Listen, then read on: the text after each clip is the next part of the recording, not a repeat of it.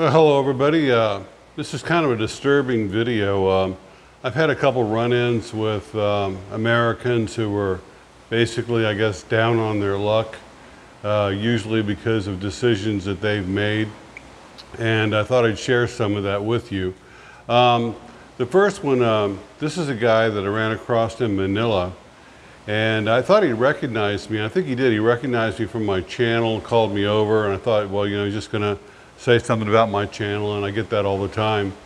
And so I go over there, and he starts, you know, hey, how you doing, da, da, da.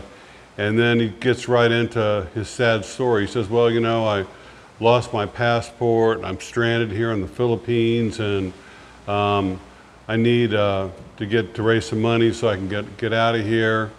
And I said, so how much money you need? He said, well, I need 48,000 pesos. I lost my passport. I got to go to the embassy, get a passport, get a plane ticket, da da da, and don't have any place to live. And so I'm living on the streets. And he didn't look like he was living on the streets. He wasn't dirty or anything. And he's sitting at a bar, but he didn't have any drink in front of him.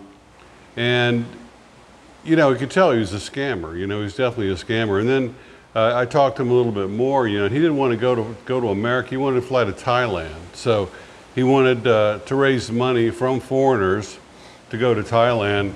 And I watched him for a little while because I sat down at another table, and he did the same thing to several other foreigners. Like, he always hit on the foreigners that walked by, and he hit them up, and some were giving 50 pesos, 100 pesos, whatever. But he just basically, you know, that was his gig. He was sitting there making, you know, $5, $10, $20, you know, an hour from foreigners walking by. He was in there with a lot of foreigners. Tell him the same story, you know, that he was down on his luck, he was trapped in the Philippines. And in Manila, there's a lot of these guys, you'll actually see them because they stand right out. They're definitely not Filipinos, you know, maybe they're American, Canadian, Australian, whatever, but you'll see them, you know, sitting on the side of the road, you know, obviously homeless, you know, dirty, you know, disheveled, sitting there. And so it does happen, you know, and they've all got different stories on how they ended up there. But you're starting to see more and more of that here. And then there's this guy that was one of my neighbors. His name was Mel. And he was a Navy vet, so he said. I'm not even sure if that was true, because it turned out later on he was lying about just about everything. But like, for example, his apartment, he lived in like one of the luxury apartments at Dulce Vita. And they were more money than the regular apartments because they had a big TV in there and a lazy boy and better air conditioning system. And you walk into his apartment and had, you know, the air conditioning was always on full blast. You know, he said, well, I don't tolerate the heat, you know, and I refuse to be cold, that's what he said. And always talking about, you know, how much money he had. He usually had some very young girl over there, and he'd give her some story about how rich he was. And they'd stay around for a couple weeks and then they'd be gone. And then he started hiring helpers, you know, housekeeper, live-in housekeeper. She had a 2-bedroom apartment. And so the deal was he was going to pay them like 10,000 pesos a month. And within the first few days, he'd start hitting on them and everything. Next thing you know, he's sleeping with them and saying that, you know, you're my girlfriend. And then when the end of the month rolls around and they wanted to get paid, he said, oh, well, you're my girlfriend. I'm not going to pay my girlfriend. And so he wouldn't pay him. They get mad and leave. And he did that to several girls. And so this kind of thing was going on. And finally, he gets into a motorbike accident. And I don't know if he was drunk or what, but he broke his arm, broke his leg, broke his ribs. And everybody at the apartment complex is helping the guy out. Like, you know, I went down to the hospital and gave 80,000 pesos to the doctor so they would set his leg and do some other work on him, give him some pain medication. It wasn't my money. He had borrowed it from his friend who lived there, this guy named Charlie, who was kind enough to loan Mel the money. Mel promised to pay him back when he got out of the hospital. And so we get him out of the hospital. Eventually he comes back to the apartment, and same thing, he hires another girl to be his, you know, his live-in maid.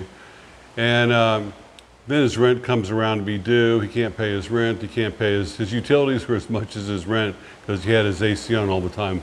Electricity is expensive here in the Philippines. It keeps going up. Anyway, turns out he's got no money. He was telling Charlie they borrowed the 80,000 from that his insurance, his Navy insurance, was going to reimburse him. He kept making up stories. Said he was going to get it on a credit card. Then he said like his his bank had shut down his card for whatever reason. Kept making up excuse after excuse. And then one day, he just vanished. He was gone. And in the middle of the night, he had gotten a tricycle, and with the current girl that was there, he just like disappeared, and he's gone. Then it turns out after he's gone, he owed everybody money. Like this guy would come up, hey, where's Mel? He said he'd give me my money on Saturday. Of course, he left on like Thursday. And another guy, nobody knows where he is, you know, but he's totally broke and, you know, taking advantage of people for money. And then another one, we had this YouTube get-together just recently, and it was at a nice resort. A lot of YouTube creators were there, a lot of subscribers were there, and it's all going nice. And this guy, you know, I've never seen him before. And like, I'm here living in Negros, since it's it is an island, and there's New and Getty and you know, the smaller cities around here. Once you've been here for a while, you kind of get to know most of the foreigners. You may not know them personally, but you've seen their faces. And this guy, and he was tall. I'd never seen him before. He was wearing this unusual, like jazz type hat like they used to wear back in the 60s, and kind of flamboyantly dressed, and had a mustache and goatee. And he comes up to me and starts chatting me up and stuff. And I said, well, I haven't seen you around, where you been? And he says, oh, he has a YouTube channel. He says that. And then he tells me the sob story how his bank went into his account and took out $700, and they were supposed to only take $70, and now he has no money and doesn't know what he's going to do. And could he borrow $200 from me? And I just met this guy. I mean, literally, the conversation wasn't even 5 minutes old, and he's asking me for $200. And it turns out, like I talked to some of the other guys there, he was doing the same thing to everybody that was at the party. He'd go meet him, little conversation, boom, sob story, ask him for money. You know, and so, I mean, if $700 wipes you out, what are you doing here in the Philippines, you know? And apparently he was a musician, sax player, and last I heard he was in Thailand, so somehow he got the money to go to Thailand and took off and left here. Next story is a little sadder. This guy, I don't really blame him for what happened to him, but he came to the Philippines, had met a girl online. He's in his 70s, right? Meets a girl online, a lady online. She's in her 40s. And they hit it off, and whirlwind romance. Within like 2 months, they're married. So they get married. She's like 40 years old, has a couple kids who are not living with them. And he's well set financially. He's got savings, he's got a pension, plus he's got disability. He's on disability from the Navy. So he's got a total income of over $7,000. If you got $7,000 a month coming here in the Philippines, you're doing great. You can live like a king. And so he builds a house, spends like, you know, like $70,000 US on a house, really nice house for her and him. And they're together, you know, the house is finished. Takes like 6 months to build the house.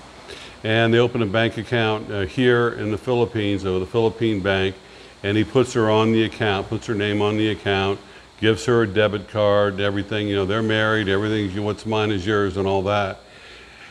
And then all of a sudden, you know, once they've got the house and the bank account's all set up, and she makes sure that he has all of his money transferred to that bank, his savings and also his pension, his disability. Instead of being sent to his American bank, it's now being sent to this Philippine bank with a joint account on them. And he goes to the account because he's supposedly got all this money in there, right? Well, it's overdrawn. It's overdrawn. And she's got a PIN number. And what she's been doing is just like maxing out that account every single month.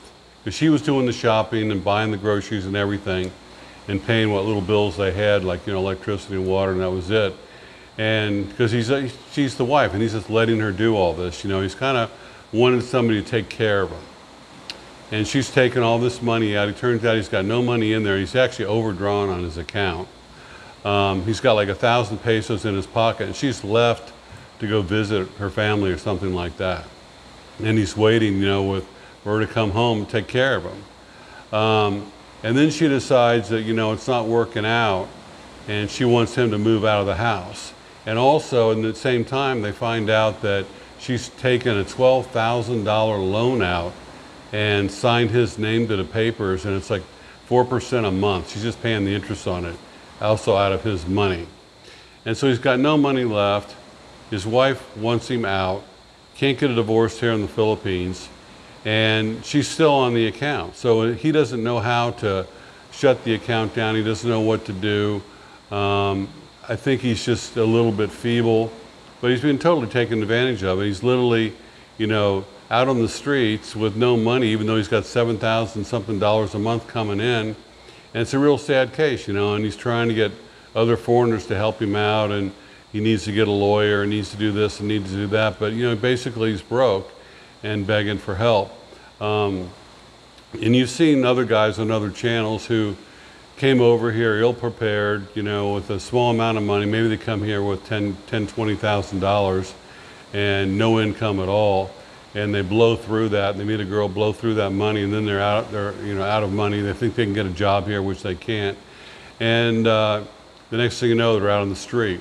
Another guy had a decent pension from Australia. Now, one in America, I know this is Americans begging for money, but this guy was an Australian, and he hasn't renewed his visa in 7 years.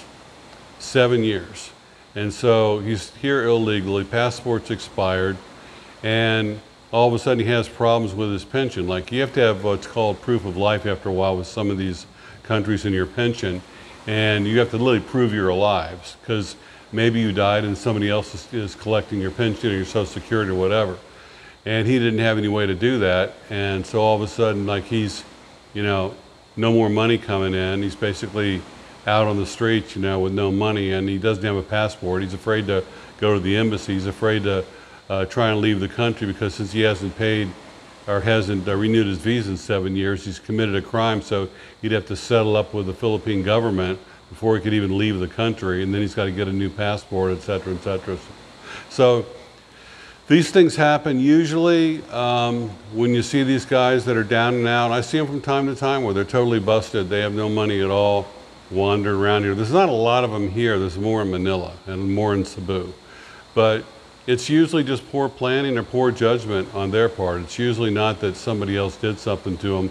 Now, this guy obviously married the wrong woman, and that happens, especially when these guys get older, because you marry someone way younger than you, like I've done, and there's going to come a time when, instead of you being, you know, the head of the family and making all the decisions, you're not going to be able to do that because of your depleted capacity or whatever, and she's going to be doing that for you. Hopefully you've got a good woman who's going to take care of you, make sure everything's okay. But some of these guys, I've seen 2 or 3 of them whose wives, who are now in their 40s, have just turned out to be very nasty women. I mean, they're just very mean to their husbands.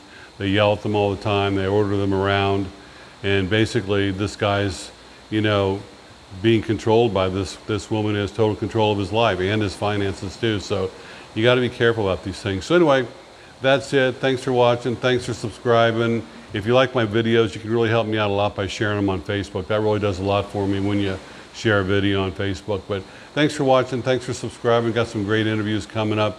And if you're in the Philippines, please look me up. My email's in all my videos. It's in the description down there. You can always send me an email if you're going to be here.